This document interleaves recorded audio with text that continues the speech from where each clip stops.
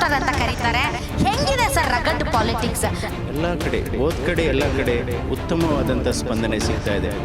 Sir ನೀವು ನಿಂತಿದ್ದು ಒಳ್ಳೆಯದು, ಸೊ ನಾವೆಲ್ಲ ಓಟ್ ಹಾಕ್ತೀವಿ, ಧೈರ್ಯವಾಗಿರಿ, ಅವ್ರವ್ರ ಭಾಷೆನಲ್ಲಿ ಹೇಳಿ. ಕರ್ನಾಟಕ ಅಂದಾಗ ನೀವು ಕರ್ನಾಟಕ ಪರವಾಗಿಯೇ ಇರಬೇಕು ಅಂತ ನಾವು ಕನ್ನಡ ಜನ ಬಯಸೋದು ಸರ್. ಅಲ್ಲ, ಡೆಫಿನೆಟ್ ಆಗಿ ಬೇರೆ ರಾಜ್ಯದ ಸಮಸ್ಯೆಗಳು ಬಂದಾಗ ಒಟ್ಟಾರೆ ಕೆಲಸ ಮಾಡಬೇಕು, ಒಗ್ಗಟ್ಟಿನಿಂದ ಕೆಲಸ ಮಾಡಬೇಕು.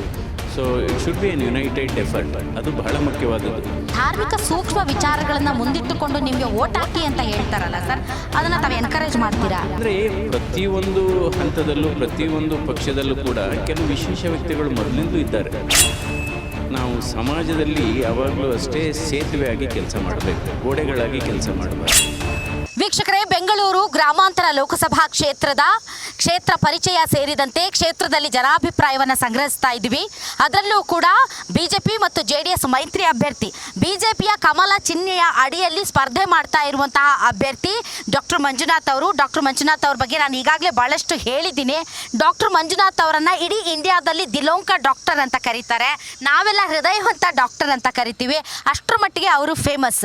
ಆದರೆ ಈಗ ರಗಡ್ ರಾಜಕೀಯಕ್ಕೆ ಇಳಿದಿರೋದ್ರಿಂದ ಅವರ ಅನುಭವ ಹೇಗಿದೆ ಮತ್ತು ಫೈಟ್ ಹೇಗಿದೆ, ಏನು ಹೇಳ್ತಾರೆ ಅನ್ನೋದನ್ನ ಬನ್ನಿ ಅವರಿಂದಲೇ ನಾವು ಕೇಳಿ ತಿಳ್ಕೊಳ್ಳೋಣ. ನಮಸ್ಕಾರ ಸರ್. ಸರ್, ಯಾವಾಗಲೂ ನಿಮ್ಮ ಜೊತೆ ನನ್ನ ಕಾನ್ವರ್ಸೇಷನ್ ಹೆಂಗೆ ಅಂದರೆ, ಡಾಕ್ಟ್ರೇ ಕೊರೋನಾದಿಂದ ಹಿಂಗಾಗಲ್ವಾ, ಹಂಗಾಗಲ್ವಾ, ಹೃದಯಕ್ಕೆ ತೊಂದರೆ ಆಗಲ್ವಾ, ಏನು ಮಾಡಬೇಕು, ಹೆಂಗಿರಬೇಕು ಅಂತ ಮಾತಾಡ್ತಿದ್ವಿ.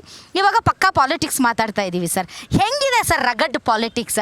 ಈ ಥರ ಪೊಲಿಟಿಕಲ್ ಕುಟುಂಬದಲ್ಲಿ ನೀವು ದಿನ ನೋಡ್ತಾ ಇರ್ತೀರಿ, ಆದರೆ ಆನ್ ಗ್ರೌಂಡ್ ಈ ರಗಡ್ ಫೈಟ್ ಹೆಂಗನಿಸ್ತಾ ಇದೆ ಸರ್? ಇಲ್ಲ, ಇವಾಗ ಏನಾಯಿತು, ನನ್ನ ವೃತ್ತಿ ಜೀವನದಲ್ಲಿ 35 ವರ್ಷ ಹೃದ್ರೋಗ ತಜ್ಞನಾಗಿ, 18 ವರ್ಷ ನಾನು ಜಯದೇವ ಹೃದ್ರೋಗ ಆಸ್ಪತ್ರೆ ನಿರ್ದೇಶಕನಾಗಿ ಕೆಲಸ ಮಾಡಿದ್ದೇನೆ. ಆ ಸಂದರ್ಭದಲ್ಲೂ ಕೂಡ ನಾನು ಹೆಚ್ಚು ಜನಸಂಪರ್ಕದಲ್ಲೇ ಇದ್ದೆ ನಾನು. ಯಾಕೆಂದರೆ ಕೇವಲ ನಾನೇನು ರೂಮಲ್ಲೇ ಜಾಸ್ತಿ ಸಮಯ ಕಳೀತಾ ಇರಲಿಲ್ಲ.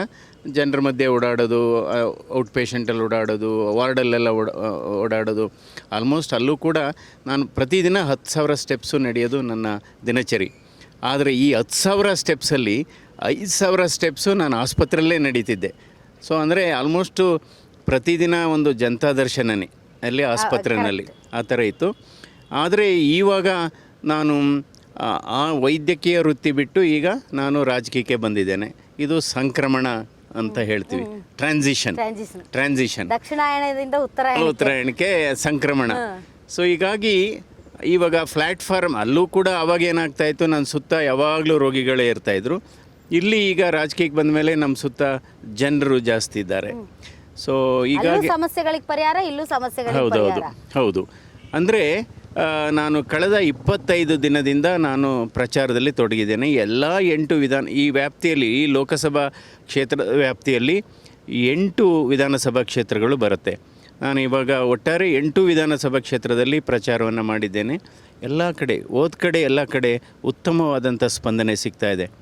ಸರ್ ನೀವು ನಿಂತಿದ್ದು ಒಳ್ಳೆಯದು, ಸೊ ನಾವೆಲ್ಲ ಓಟ್ ಹಾಕ್ತೀವಿ, ಧೈರ್ಯವಾಗಿರಿ, ಅವ್ರವ್ರ ಭಾಷೆನಲ್ಲೇ ಹೇಳ್ತಾರೆ. ಈ ಸರಿ ಪಕ್ಕಾ ಸರ್, ಸೊ ಆ ರೀತಿ ಹೇಳ್ತಾರೆ, ಅವರ ಭಾಷೆನಲ್ಲೇ ಹೇಳ್ತಾರೆ.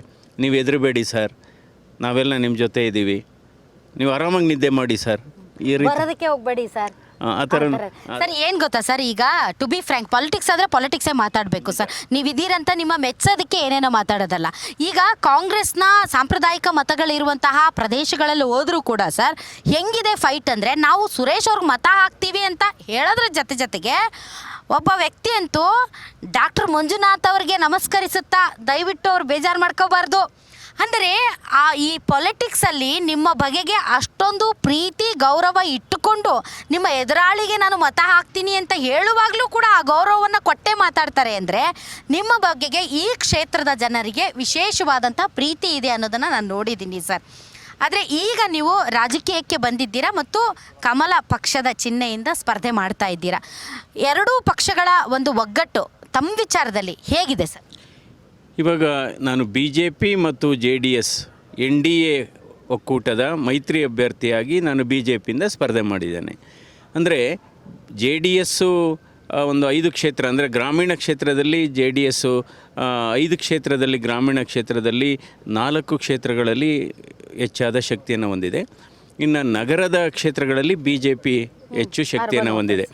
ಬಟ್ ಇವಾಗ ಏನಾಗಿದೆ, ಎರಡೂ ಪಕ್ಷಗಳು ಆದ ಪಕ್ಷದ ಕಾರ್ಯಕರ್ತರು BJP ಮತ್ತು JDS ಪಕ್ಷದ ಕಾರ್ಯಕರ್ತರುಗಳು ಒಗ್ಗಟ್ಟಾಗಿದ್ದಾರೆ.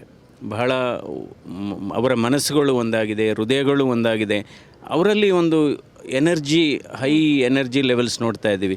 ತುಂಬ ಜೋಶಾಗಿ ಕೆಲಸ ಮಾಡ್ತಾ ಇದ್ದಾರೆ.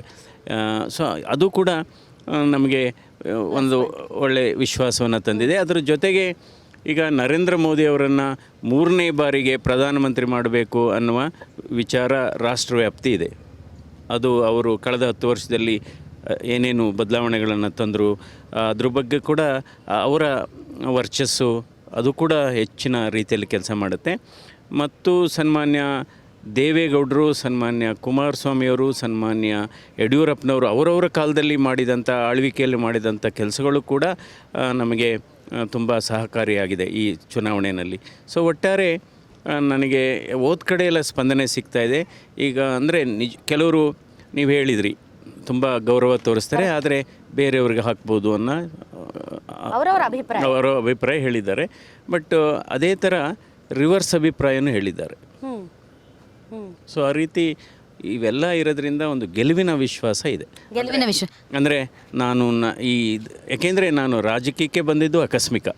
ನಾನು ನನ್ನ ಕನಸಲ್ಲೂ ಅಂದ್ಕೊಂಡಿರಲಿಲ್ಲ ರಾಜಕೀಯಕ್ಕೆ ಬರಬೇಕು. ಅದು ಯಾವುದೇ ಒಂದು 0.1% ಆಸೆ ಕೂಡ ಇರಲಿಲ್ಲ.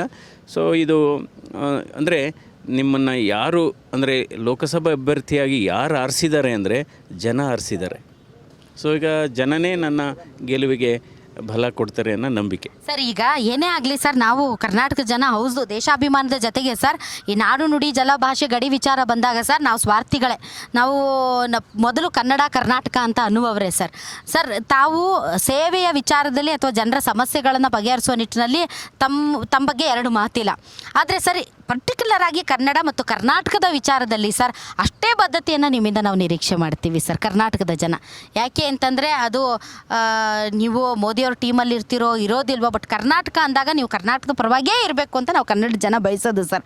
ಆ ಸ್ಟ್ರಾಂಗ್ ವಾಯ್ಸ್ ನೀವು ಅಲ್ಲಿ ಪ್ರದರ್ಶಿಸಬೇಕು ಅನ್ನೋದು ನಮ್ಮೆಲ್ಲರ ಬಯಕೆ. ನೀವೇನು ಹೇಳ್ತೀರಾ ಸರ್? ಅಲ್ಲ, ಡೆಫಿನೆಟಾಗಿ ಇವಾಗ ಏನೇ ಆಗಲಿ ಆಯಿತು, ಒಂದು ಪಕ್ಷದಲ್ಲಿ ಗೆದ್ದೋದ ತಕ್ಷಣ ಸೊ ನಾವು ಬೇರೆ ರಾಜ್ಯದ ಸಮಸ್ಯೆಗಳು ಬಂದಾಗ ಒಟ್ಟಾರೆ ಕೆಲಸ ಮಾಡಬೇಕು, ಒಗ್ಗಟ್ಟಿನಿಂದ ಕೆಲಸ ಮಾಡಬೇಕು.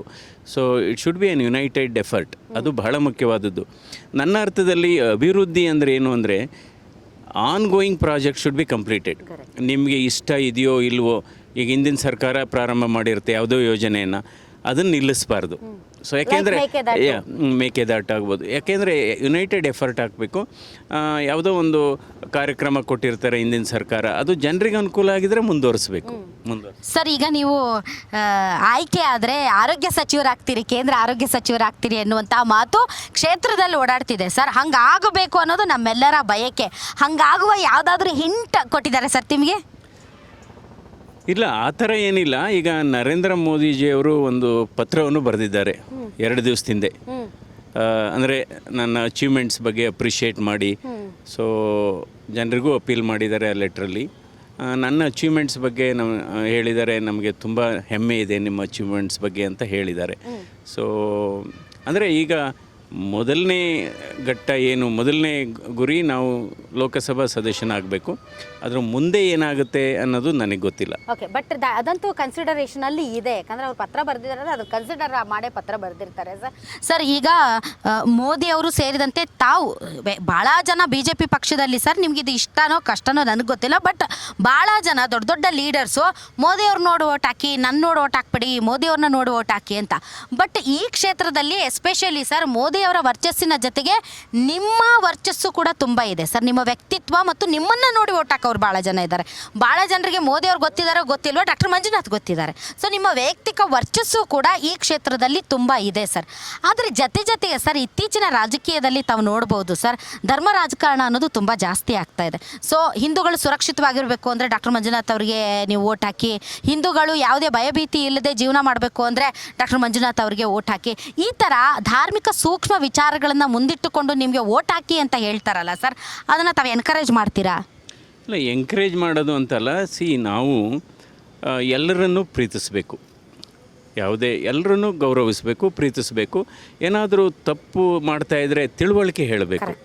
ಯಾಕೆಂದರೆ ಒಬ್ಬ ವ್ಯಕ್ತಿ ಅವನು ಒಳ್ಳೆಯವನಾಗಿದ್ದು ನೀನು ತಪ್ಪು ಮಾಡ್ತಿದೀಯ ಅಂತ ಹೇಳಕ್ಕೆ ಹೋಗಬಾರ್ದು. ಸೊ ಯಾರಾದರೂ ತಪ್ಪು ಮಾಡಿದರೆ ಇದು ಮಾಡಬೇಕು. ಬಟ್ ನನ್ನ ಸ್ವಭಾವ ಎಲ್ಲರನ್ನೂ ಪ್ರೀತಿಸುವಂಥದ್ದು. ನಾನಂತೂ ಟೀಕೆ ಮಾಡೋಕ್ಕೆ ಹೋಗೋದಿಲ್ಲ. ಯಾಕೆಂದರೆ ಈ ಟೀಕೆಗಳು ಸುಮ್ಮನೆ ಚಪ್ಪಾಳೆಗೆ ಇಟ್ಟಿಸ್ಬೋದು ಅಷ್ಟೇ. ಟೀಕೆಗಳು ಸಾಯುತ್ತವೆ, ಸಾಧನೆಗಳು ಜೀವಂತವಾಗಿರ್ತವೆ. ಸೊ ಅದರಿಂದ ಅಂದರೆ ಪ್ರತಿಯೊಂದು ಹಂತದಲ್ಲೂ ಪ್ರತಿಯೊಂದು ಪಕ್ಷದಲ್ಲೂ ಕೂಡ ಕೆಲವು ವಿಶೇಷ ವ್ಯಕ್ತಿಗಳು ಮೊದಲಿಂದಲೂ ಇದ್ದಾರೆ.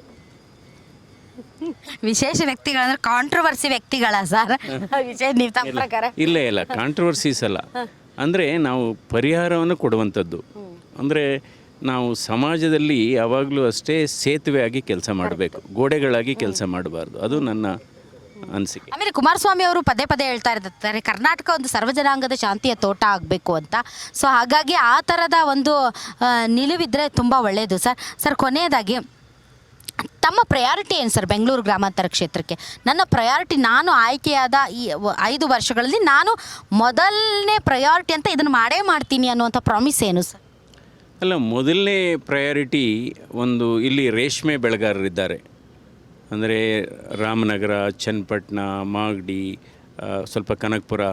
ಸೊ ಅಲ್ಲಿ ಇದು ರೇಷ್ಮೆ ಬೆಳೆಗಾರರಿಗೆ ನಾವು ಹೆಚ್ಚು ಪ್ರೋತ್ಸಾಹವನ್ನು ಕೊಡಬೇಕು. ಅವ್ರಿಗೆ ತಂತ್ರಜ್ಞಾನವನ್ನು ಅಳವಡಿಸಬೇಕು. ಅವ್ರಿಗೊಂದು ಇಂಟರ್ನ್ಯಾಷನಲ್ ಮಾರ್ಕೆಟ್ನ ಕ್ರಿಯೇಟ್ ಮಾಡಿಕೊಡ್ಬೇಕು. ಅವರಿಗೆ ಸಹಾಯ ಪ್ರೋತ್ಸಾಹಧನ ಕೊಡಬೇಕಾಗುತ್ತೆ. ಅಂದರೆ MS ಮಿನಿಮಮ್ ಸಪೋರ್ಟ್ ಮಿನಿಮಮ್ ಕನಿಷ್ಠ ಬೆಂಬಲ ಬೆಲೆ ಕೊಡಬೇಕಾಗುತ್ತೆ. ಅದು ಬಜೆಟೆಡ್ ಆಗಬೇಕು. ಸೊ ಆವಾಗ ಏನಾಗುತ್ತೆ, ನಾವು ಆ ರೀತಿ ನಾವು ಈ ರೇಷ್ಮೆ ಬೆಳೆಗಾರರಿಗೆ ಅಥವಾ ರೈತರಿಗೆ ಸಹಾಯ ಮಾಡಿದರೆ ಆಟೋಮ್ಯಾಟಿಕಲಿ ಅವ್ರದ್ದು ಎಲ್ಲ ವ್ಯವಸ್ಥೆನೂ ಇಂಪ್ರೂವ್ ಆಗುತ್ತೆ. ಅವರ ಕುಟುಂಬದ ಸಮಸ್ಯೆಗಳು ಪರಿಹಾರ ಆಗುತ್ತೆ. ಆ ರೀತಿ ಜೊತೆಗೆ ನೀರಿಂದು ಕೂಡ ಬಹಳ ಪ್ರಾಮುಖ್ಯತೆ ಇದೆ. ಇಲ್ಲಿ ಕುಡಿಯುವ ನೀರಿನ ಸಮಸ್ಯೆ ಬೆಂಗಳೂರು ಗ್ರಾಮಾಂತರದಲ್ಲಿದೆ. ಇವೆರಡು ಜಂಟಿ priorities. Okay sir, thank you very much sir. ತಾವು ಇಷ್ಟೊತ್ತು ನಮ್ಮ ಗ್ಯಾರಂಟಿ ನ್ಯೂಸ್ ಜೊತೆ ಮಾತಾಡಿದ್ದಕ್ಕಾಗಿ thanks a lot. Guarantee News, ಸುದ್ದಿ ಖಚಿತ, ನ್ಯಾಯ ನಿಶ್ಚಿತ.